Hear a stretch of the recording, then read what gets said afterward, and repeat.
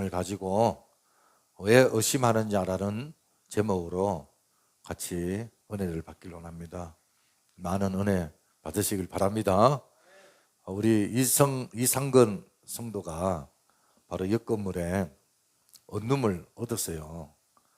처음에 올라갔을 때 그 마트, 할인마트인가 여러 군데에서 전단지를 붙여놔가지고 되게 지저분했어요.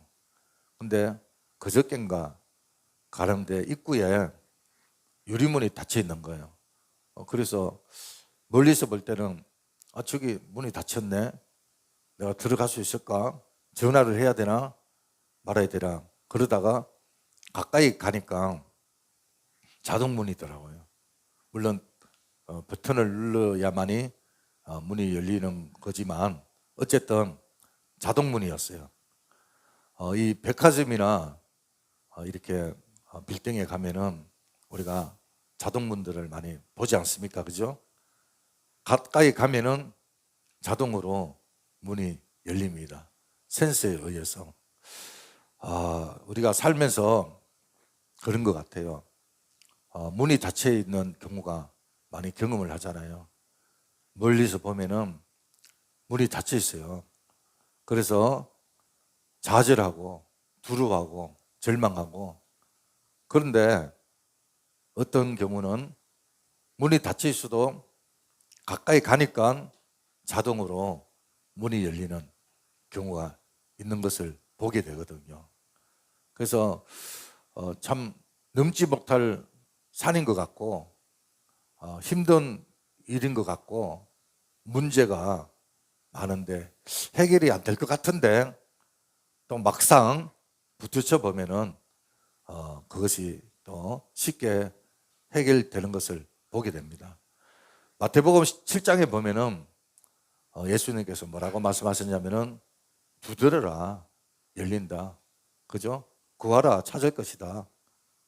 그리고 또 구하라 찾으라 두드려라, 그러면은 찾고 구하고 열릴 것이다, 그렇게 말씀을 하셨는데요. 그렇습니다.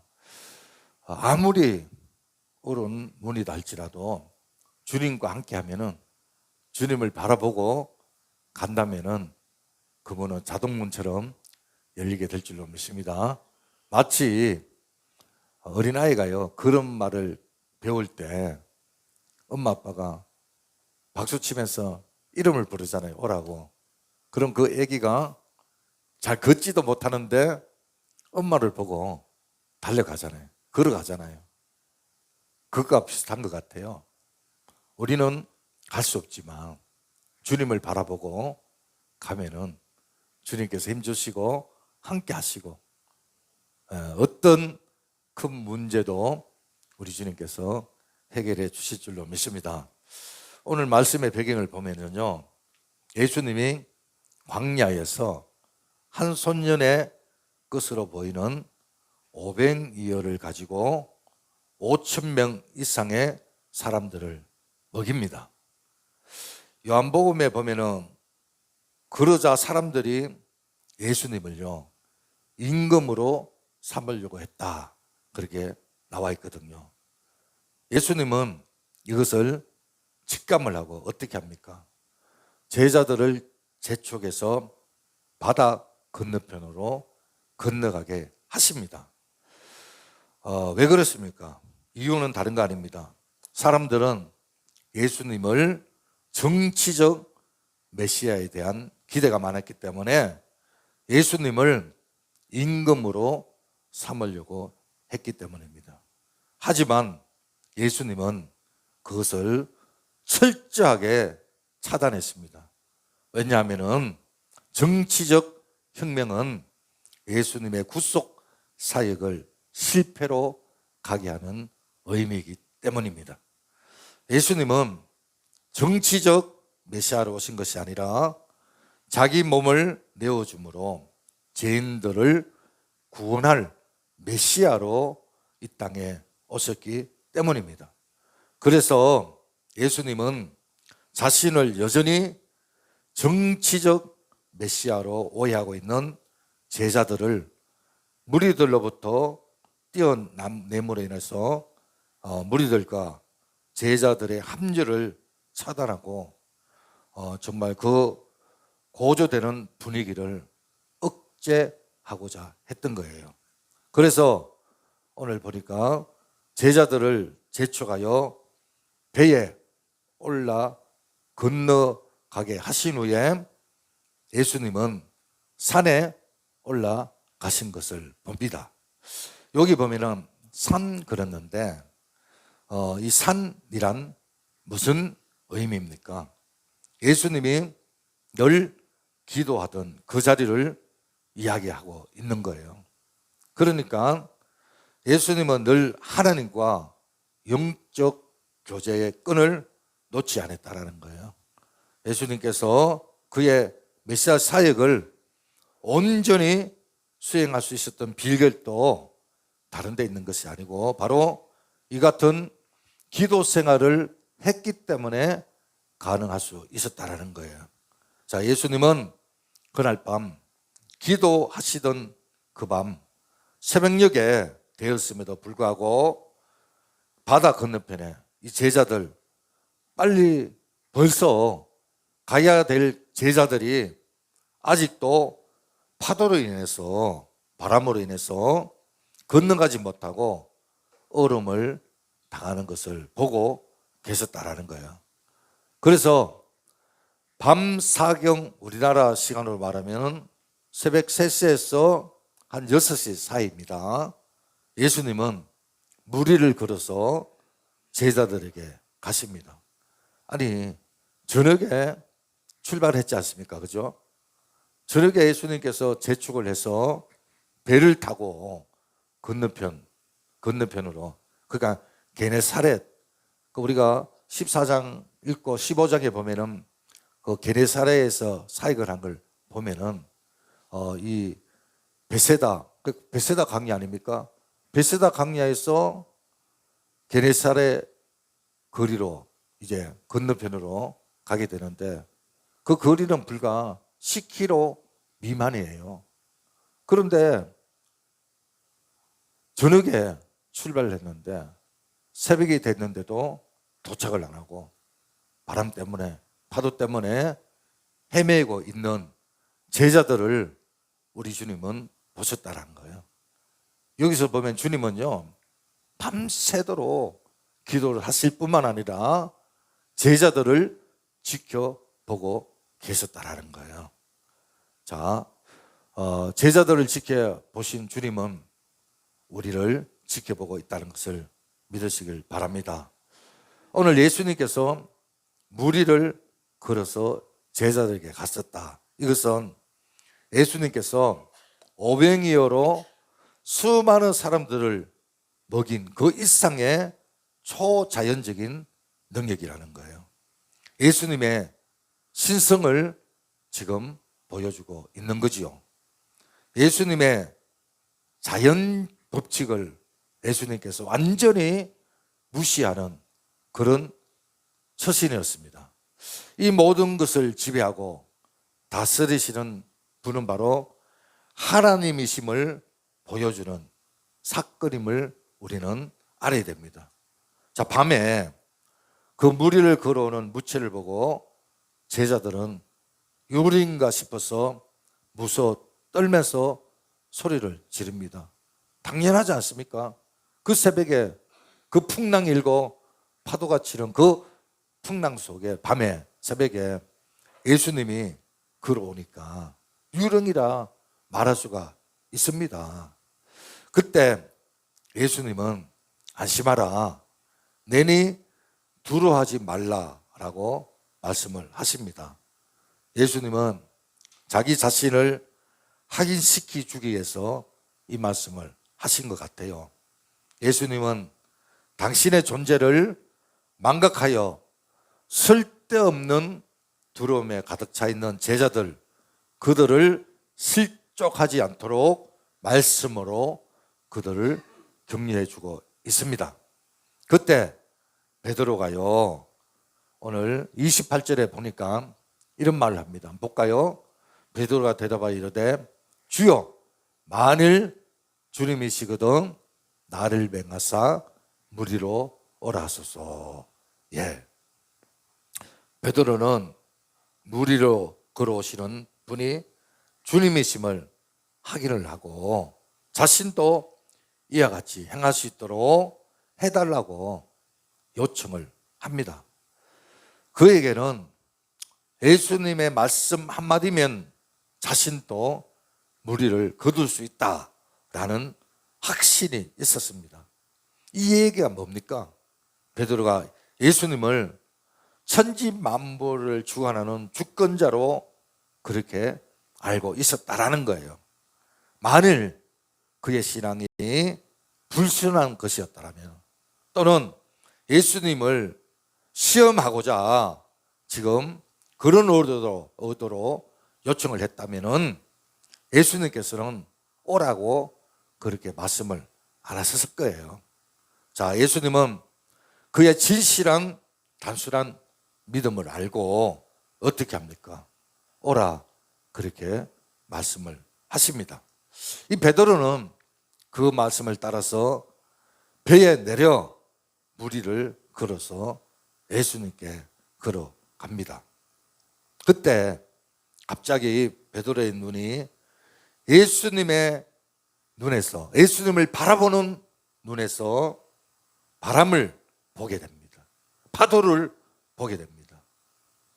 그랬더니만 갑자기 두려움이 몰려오게 된 거예요. 그러자 그런 물에 빠지게 되는 거죠. 겁이 나서 주님 나를 구해달라고 막 그렇게 고함을 치고 비명을 지릅니다. 그때 우리 주님께서는 손을 뻗어서 베드로를 잡아주시면서 말씀하시죠. 그게 오늘 31절인데요. 무슨 말씀을 하시나 볼까요?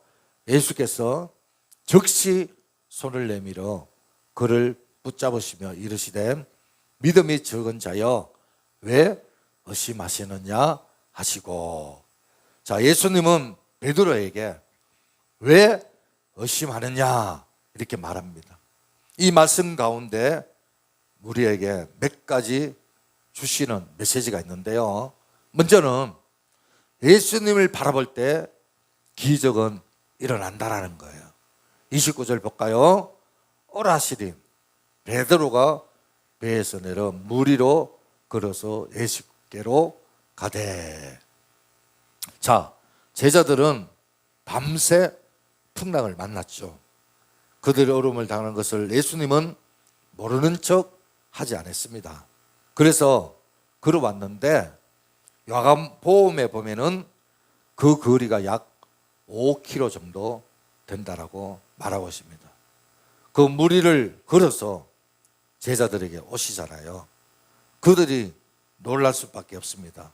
어떻게 갑자기 무리로 검은 물체가 막 다가오자 유령이라고 할 때 예수님은 내니 두려워하지 말라 그렇게 말씀하십니다. 베드로가 요청을 하죠. 그것은 베드로의 초자연적인 능력이 있어서가 아니고 그가 무리를 거두시던 그 어떤 비밀이 있었기 때문에 요청을 한 게 아니에요. 그것은 단순하게 예수님만 바라봤기 때문에 그런 거거든요. 이 예수님이 오라고 하시자 베드로가 예수님을 바라보면서 무리를 걸어갔습니다. 여기서 우리는 믿음이 무엇인가, 신앙이 무엇인가 확인하게 됩니다. 그것은 하나님의 명령에 자신의 전 인격을 복종시켜 그렇게 미지의 세계로 나가는 몸, 그것이 바로 신앙이다, 믿음이다 말할 수가 있는 겁니다. 우리는 성경의 인물을 통하여 확인하게 되는데 창세기 12장에 보면은 아브라함이 나옵니다. 오늘 갑자기 하나님께서 아브라함을 부르면서 나는 너를 본토 친척 아비 집을 에서 부르겠다. 그래 너는 본토 아비 집을 떠나라. 내가 너에게 지시한 땅으로 가라.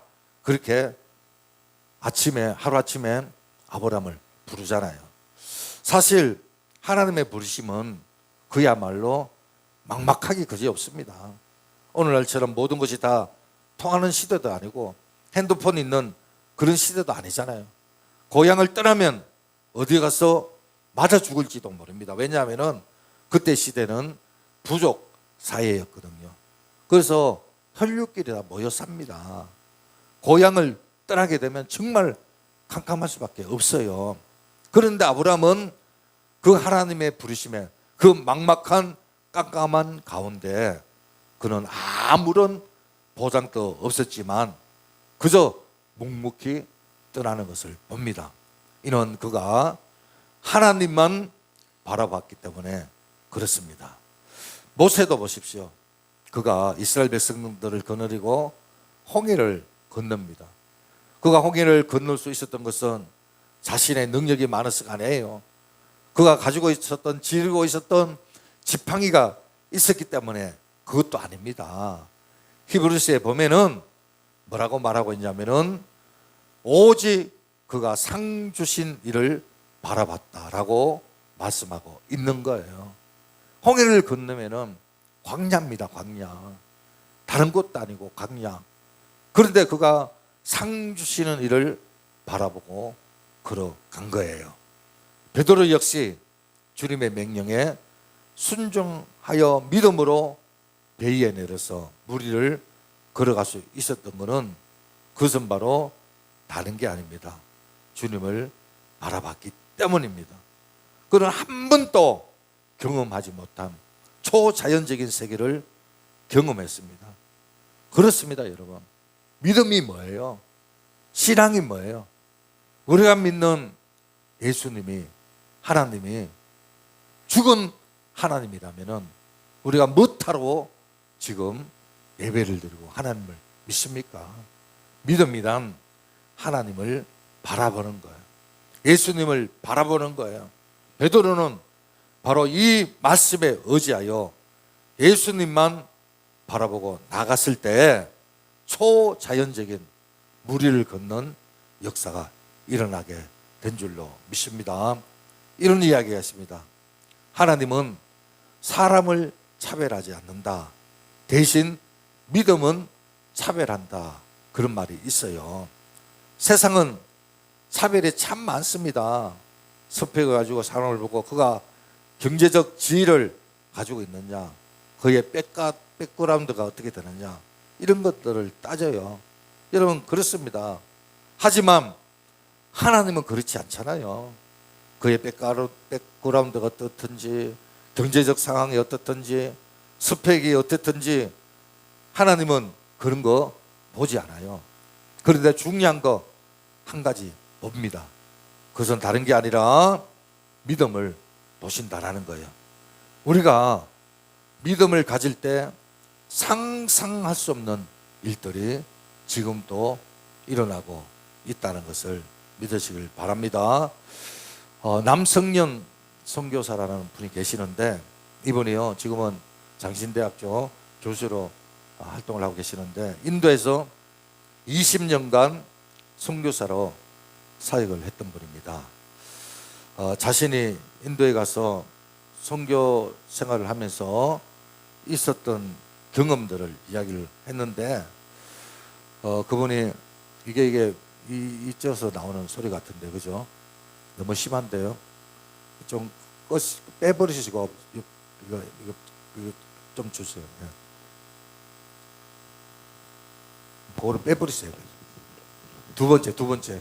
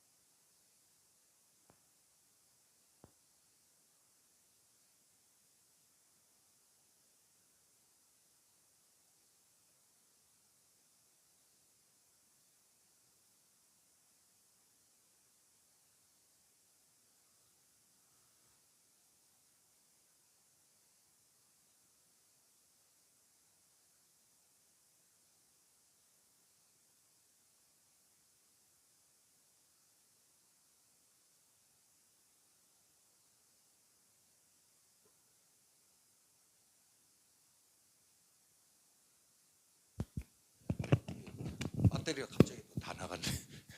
예, 하여튼 이걸로 하겠습니다. 예.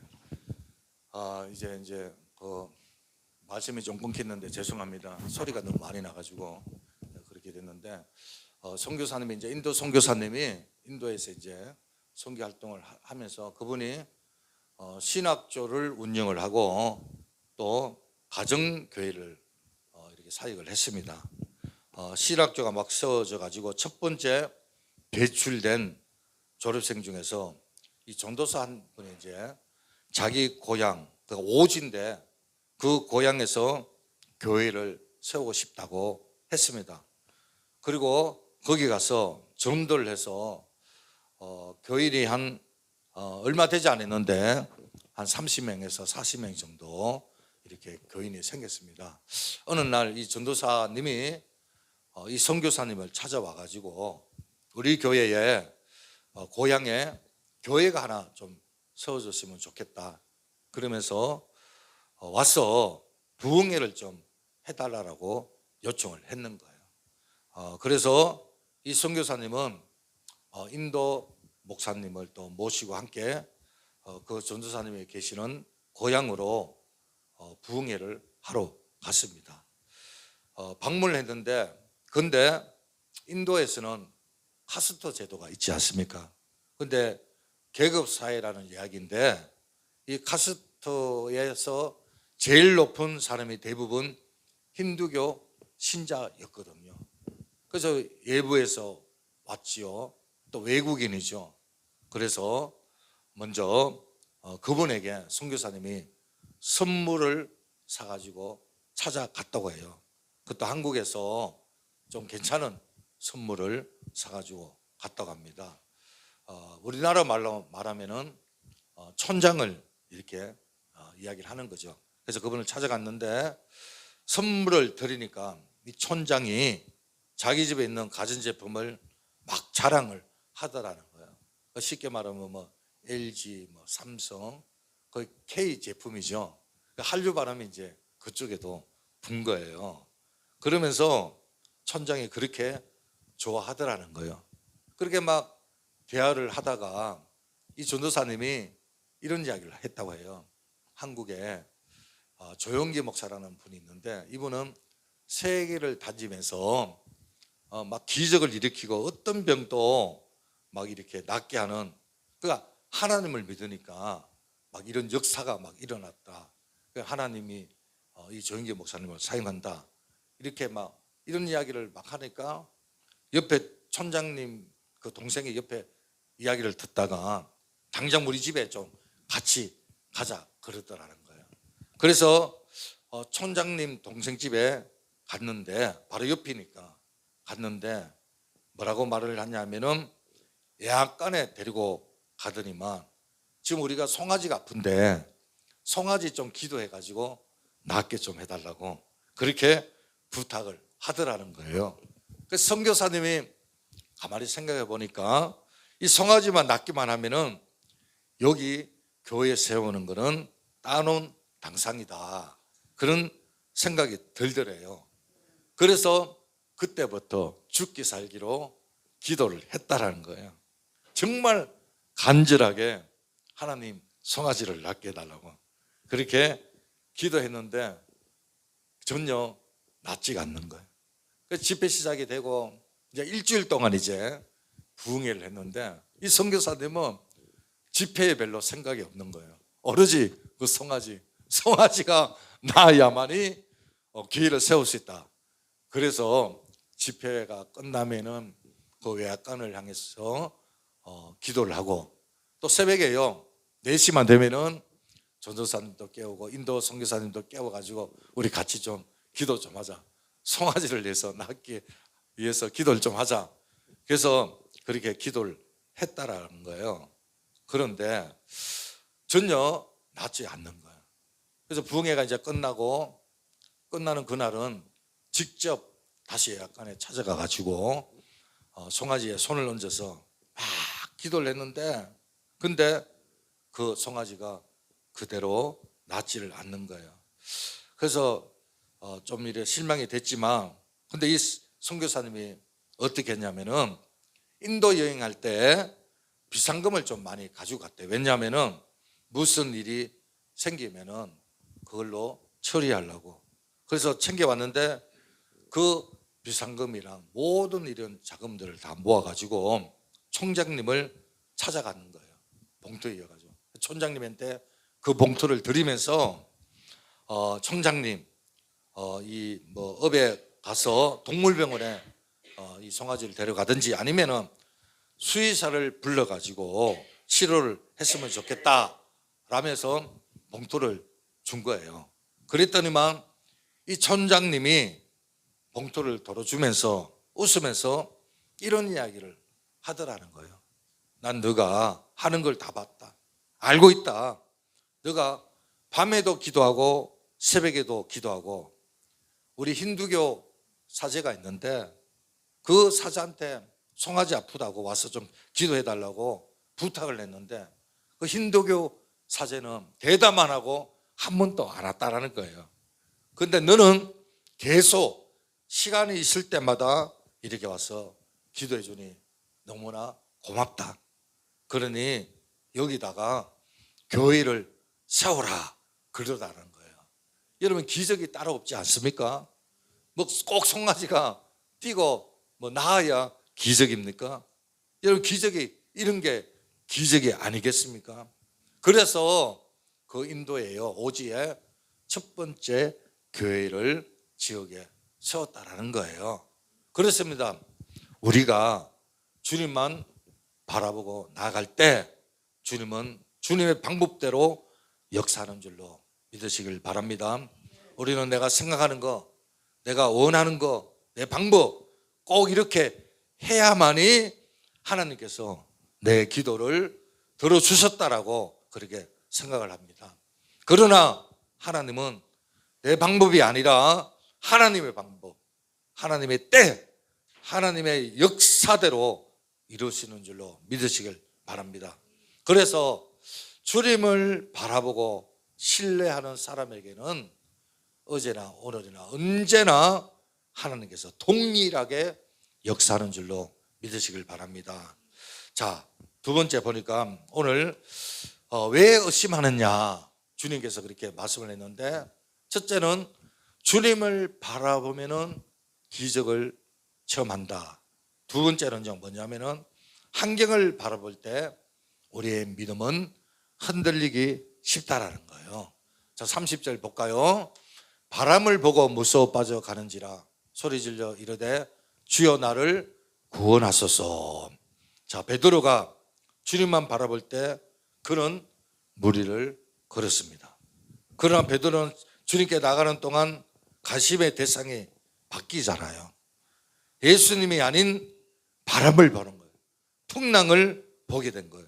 즉 예수님만 바라보고 앞으로 나아갔음에도 불구하고 그는 자신을 삼킬 듯 달려드는 바람을 보고 염려하게 되는 거예요. 이것이 바로 베드로의 믿음의 한계임을 우리는 알 수가 있는 거예요. 그런 예수님의 초자연적인 능력을 믿었지만 폭풍의 위협에 그는 금방 믿음을 까먹고 말고 두려움이 엄습해 오고 말았다는 거예요. 그래서 그는 물밑으로 빠지게 되는 거거든요. 이처럼 믿음이 흔들리는 순간은 언제나 환경을 바라보기 때문에 그런 겁니다. 주님을 바라보던 시선에서 우리에게 닥쳐온 온갖 여러 가지 문제에 집중하다 보면은 두려움이 우리의 믿음을 압도하게 되는 것을 보게 됩니다. 이 사단은 계속해서 우리에게 의심을 불어넣잖아요. 예수님은 베드로가 물에 빠진 이유에 대해서 믿음이 적은 자여 왜 의심하느냐 이렇게 말씀을 하십니다. 여러분 여기서 의심이라는 말은요 두 줄로 잡아당긴다 그런 의미가 있거든요. 마음이 두 갈래로 나누어져 하나 되지 못한 상태를 말하는 거예요. 어떨 때는 믿음이 있고 어떨 때는 믿음이 없고 어떨 때는 주님을 바라보고 어떨 때는 환경을 보는 거예요. 그러니까 베드로는 주님에 대한 믿음과 함께 바람과 파도에 대한 공포심이 그에게 있는 거예요. 그러다 보니까 온전한 믿음의 자리에 나가지 못하고 무너지는 베드로를 보게 됩니다. 이는 그가 주님을 바라보던 시각에서 환경을 바라보다가 바로 그와 같은 자리에 빠지게 된 겁니다. 이것이 유독 베드로의만의 이야기는 아닌 것 같아요.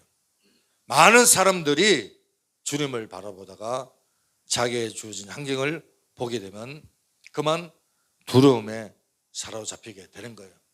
하나님의 은혜와 능력을 체험하는 중에도 끝까지 하나님을 바라보지 못하여 결국 시험에 빠지는 경우가 종종 있는 거거든요.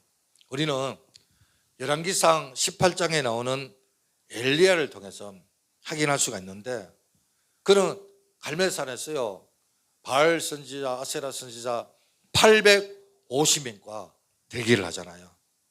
거기다가 제단을 쌓고 제물을 올려놓고 위에서 하늘에서 불이 떨어지면 그 불이 제물을 태우는 신이 참신이다 그러면서 엘리야 혼자서 850명의 선지자, 거짓 선지자하고 대기를 합니다. 먼저 850명의 바알 선지자, 아세라 선지자가 그들의 신에게 부르짖잖아요. 막 부르짖습니다. 그런데 아무런 응답이 없자 그 다음에 어떻게 합니까? 너희 신들이 자고 있는 것 같다, 더 크게 외쳐라. 그러자 그들이 어떻게 합니까? 칼로 자신의 몸을 자해하면서 그들의 신을 막 부릅니다. 저녁 때가 돼서 아무런 응답이 없자 그 자리에서 엘리야가 어떻게 합니까? 다시 그 제단에 물을 가득 붓습니다. 도랑에. 그 제단 사이에 제물 그 옆에 12도랑이나 되는 그 도랑에 물이 철철 흐르도록 물을 채웁니다. 그리고 어떻게 합니까? 하나님 앞에 기도합니다. 하나님, 하늘에 불을 내려주셔서 하나님이 참 하나님을 알게 하여 주옵소서. 그랬더니만 하늘에서 불이 떨어지잖아요. 그 불이요 제물뿐만 아니고 도랑에 물까지도 다 태워버리는 겁니다. 한마디로 하늘에서 불을 내린 사람이 바로 엘리야였어요. 그러니까 엘리야는 기도해가지고 하늘에서 불을 내린 사람이라니까요. 그뿐만 아닙니다. 3년 6개월 동안 타 들어가던 대지 위에 기도를 해가지고 어떻게 합니까? 하늘에서 비가 내렸잖아요. 그러니까 엘리야는 불도 내리게 하고 비도 내리게 하는 능력의 선지자인 거예요. 그런데 이어서 어떤 일이 일어납니까? 아합의 부부인 이세벨이요 기배를 하잖아요. 너 엘리야, 너가 죽인 선지자처럼 내일 너도 이맘때쯤 죽을 거다. 너를 죽일 거다. 이 한마디에 엘리야가 어떻게 합니까? 도망을 칩니다. 남쪽 브엘세바. 이 브엘세바가 어디냐면 제 끝입니다. 제 끝. 그 넘어가면 이제 광야예요. 그리고 애굽이에요. 그 끝에까지 도망을 가고 그것뿐만 아니고 이틀 더 걸어가서 한 작은 노랭나무 밑에서 하나님 넉넉하니 할 수만 있다면 나를 좀 죽여달라고 절망 가운데 그 이세벨의 그 말 한마디에 저절해가지고 두려움이 엄습해가지고 초라하게 무너지는 엘리야를 봅니다. 왜 그렇습니까? 그가 하나님을 바라보던 자리에서 사람의 소리를 바라봤기 때문입니다. 그래서 그런 형편없는 인생이 되고 만 거거든요. 오늘 우리의 믿음의 여정도 마찬가지입니다. 하나님만 바라보던 자리에서 세상의 소리를 듣고 세상의 한계를 바라보면 우리도 언제든지 무너지기 십상인 겁니다. 한순간에 무너질 수가 있다라는 거예요. 한국의 축구선수 영원한 리베로로 불리는 홍명보 선수가 있습니다. 이 사람이 선수 생활을 은퇴하고 한때 올림픽 대표 축구 선수 팀을 맡았어요. 지금도 아마 맡고 있는지 모르겠지만, 근데 어느 날 자신이 치른 많은 국제 경기를 통해서 경험담을 이야기하는데 이와 같이 이야기를 합니다. 축구는 항상 강한 팀이 이기는 게 아니더라는 거예요. 강한 팀이 이기는 게 아니더라는 거예요. 자신감, 확신, 실제 경기장에서 그런 일들이 많이 일어난다는 거예요. 마음속에 공포가 가장 큰 적이다는 거예요. 그러면 한 번은 해병대하고 축구 선수하고 시합을 했는데, 축구 선수니까 해병대를 크게 이겼습니다. 축구를 해서. 끝나고 난 뒤에 해병대가요, 얼마나 군기를 받았는지, 그 다음에 시합을 했는데 똑같은 선수가 했는데 눈빛이 달라지더래요. 군기를 많이 받아가지고. 그래서 결국에는 이겼다라는 거예요. 실력으로는 안 돼요. 그런데 정신력으로 이기더라는 거예요. 여러분, 우리 희주 이야기를 해서 그런데 딸내미, 그가요 고등학교 때는 세계 가면은 무조건 3등 안에 들어갔어요. 세계 정상이다 그랬어요. 그 이원이 그때 코치였는데 금메달 딴다고 올림픽에. 그런데 고2 때인가 고3 때인가 러시아에서 시합을 하는데 유로 선수들이 크잖아요. 커요. 남자 같아요. 근데 떨어지면서 힘이 세니까 들어서, 상대편 선수가 들어서 꽂았는데 떨어지면서 팔이 반대 방향으로 꺾여버린 거예요. 그러면서 안쪽 인대하고 바깥쪽 인대하고 다 끊어진 거예요. 그리고 병원에 러시아 갔는데 팔을 끼는데 또 잠을 끼가지고 또 한국에 가서 다시 빼가지고 또 끼는데 어쨌든 재활을 1년 이상을 했습니다. 그러고 난 뒤에 얘가요, 뭐라 그럽니까? 그 광장에도 오고 그 뭡니까? 부상에 대한 뭐요? 트라우마가 생긴 거예요. 그때부터 국내에서는 무조건 1등이야. 국내에서는. 근데 해외에 나갔어. 그리고 또 특히 흑인들 보면은 얘가 주눅이 들어가지고 실력으로는 충분히 이길 수 있는데 흑인들, 덩치 큰 애들 보면은 주눅이 들어가지고 좀 힘이 세다고 보이는 선수들 있잖아요. 그 선수들 보면은 얘가 시합도 하기 전에 이미 자신이 져버리는 거예요. 그러면서 선수들 사이에 무슨 말이 오갔냐면은 한희주는 궁뎅이용이다, 그런 말까지 오갔습니다. 이게 두려움이라는 게 무서운 거예요. 얘가 나중에 은퇴하고 난 후에 그러더라고요. 왜 내가 그렇게 두려워했을까? 충분히 이길 수 있는데 왜 그랬을까? 그런 이야기를 하는 소리를 들었습니다. 여러분, 솔로몬은 잠언서를 통해서 이런 말을 합니다. 사람을 두려워하면 올무에 걸리게 되거니와 여호와를 의지하는 자는 안전하리라. 주님이 나와 함께 계심을 확신하면은 모든 두려움을 이길 수가 있습니다. 그런데요, 우리가요 그렇지 않잖아요. 믿음에 두 마음이 있는 거예요. 두 마음을 가지고 우리 주님의 역사를 기대할 수가 없다라는 거예요. 우리 주님은 야고보 사를 통해서 단가 말하잖아요. 오직 믿음으로 구하고 조금도 의심하지 말라. 의심하는 자는 마치 바람에 밀려 요동하는 바다 물결 같다. 자, 의심하면 기도를 해도 소용이 없고 아무리 애들 써도 안 된다라는 그런 이야기입니다. 환경을 바라보면 우리의 믿음은 흔들리게 되어져 있습니다. 하지만 그 가운데서도 주님을 찾으면 우리 주님께서는 반드시 붙잡아 주시는 줄로 믿습니다.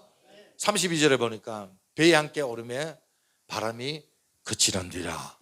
우리 주님은요, 베드로 일행이 탄 배가 이미 떠난 지 몇 시간이 됐음에도 불구하고 목적지에 이르지 못한 것을 아셨습니다. 그래서 그들 가운데 찾아주셨습니다. 두려워하는 베드로가 만일 주시라면 명하사 나를 하여금 무리로 걷게 해달라고 요청했을 때 주님은 오라고 말씀을 하십니다. 베드로가 처음에는 주님을 바라보고 무리를 걷다가 곧바로 파도를 봅니다. 그래서 물에 빠집니다. 그러면서 물에 빠져 가는 베드로의 손을 잡으면서 주님께서는 왜 의심하느냐, 믿음이 적은 자여 라고 하시면서 베드로와 함께 배에 올라탑니다. 여러분, 오늘 우리가요, 누군가가 나를 의심하면은요 상당히 기분 나쁩니다. 그와 함께 하고 싶지 않어요. 선을 긋고 싶어요. 하지만 예수님은 의심했던 베드로를 붙잡아 주실 뿐만 아니라 그가 타고 있던 배에 함께 올라탔습니다. 어쩌면 우리 지금 베드로 일행이 맞이했던 이 바람 가운데, 풍랑 가운데, 그런 가운데 있는 저런 사람은 아닌지 모르겠어요. 여러분, 그 셈파도 어쩌면 지금 우리가 타고 있는 이 배가, 대한민국 호가, 여러분 지금 중동 전쟁과 여러 가지 이런 사항들이요, 야, 제가요 기름을 열어 갔는데 어제 지나가면서 봤는데 뭐 1,600원, 뭐 1,500 얼마인데, 보니까 갑자기 보니까 1,800원 뭐 이래 나오더라고요. 그래서 기름이 불이 돌아가 다 떨어가는데도 여기 저 주유소가 잘못된 주유소다 그래서 몇 군데를 돌았는데도 가격이 다 비슷비슷한 거예요. 제가 어떤 순간적으로 어떤 생각을 했냐면, 제일 저렴하게 어정부에 하는 주유소들 몇 군데 있는데 거기 가니까 비싸더라고요. 그래서 야, 저 주유소 이제 돈을 다 벌어서 이제 기름과 올리는구나 이런 생각을 하고 이제 다른 데 돌아봤는데, 다른 데도 알고 보니까 기름값이 지금 상상하지 못할 정도로 올랐는데, 그렇습니다. 지금 여러 가지 우리가 참 이렇게 상황들이 좋지 않고요. 그래서 마치 이렇게 풍랑을 만난 제자들의 배와 같은 그런 처지에 있다라는 거예요. 사랑하는 여러분, 오늘 우리가 예수님을 바라보면은 모든 어려움, 모든 풍랑을 이길 수 있다는 것을 믿으시길 바랍니다. 기적을 경험할 수가 있습니다. 하지만 예수님을 바라보던 시각에서 환경을 바라보면은 무너지고 마는 겁니다. 하지만 그런 상황 가운데서도 다시 주님을 찾으면 주님은 반드시 우리를 붙잡아 주시는 줄로 믿습니다. 우리가 잘 아는 영국 민요인데요, 이 곡이요 이제는 가사를 좀 바꿔가지고 보험성처럼 사람들에게 불러지고 있는데, You Raise Me Up이라고, 거기에 보면 가사가 이런 가사가 있습니다. 내 영혼 지치고 나약해질 때, 괴로움에 밀려와 나를 무겁게 할 때, 당신이 내 옆에 와 앉았을 때까지 나는 여기서 고요히 당신을 기다립니다. 당신이 나를 일으켜 주시기에 나는 산 위에 우뚝 설 수 있고, 당신이 나를 일으켜 주시기에 나는 폭풍의 바다 위를 걸을 수 있습니다. 당신의 어깨에 기댈 때 나는 강해집니다. 당신이 나를 일으켜 주시기에 나는 나보다 더 큰 자가 됩니다. 할렐루야. 여러분, 이런 가사를 생각하면서 주님을 바라보시고 어떤 어려움이 있더라도 주님을 믿고 기도하고 기대하시고 주님을 바라볼 때 베드로가 무리를 걸은 것처럼 여러분들이 모든 어려움을 헤쳐 나갈 수가 있을 것입니다. 그 동영상에 보면은 이 You Raise Me Up이라고 한국 가사를 바꿔가지고 여인이 부르는 찬양이 있습니다. 좀 틀어줄래요? 동영상. 그거 듣고 우리 찬양 부르 기도하겠습니다. 네, 크게 한번 틀어주세요.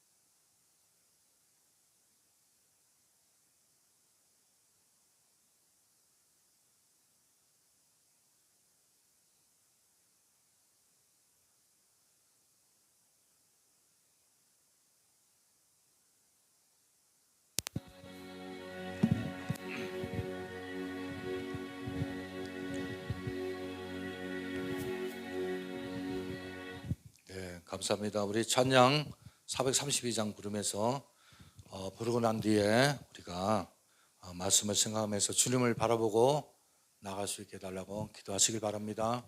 하나님은 반드시 응답하시고 우리가 주님을 바라볼 때 우리 주님께서 우리와 함께 하시는 줄로 믿으시길 바랍니다.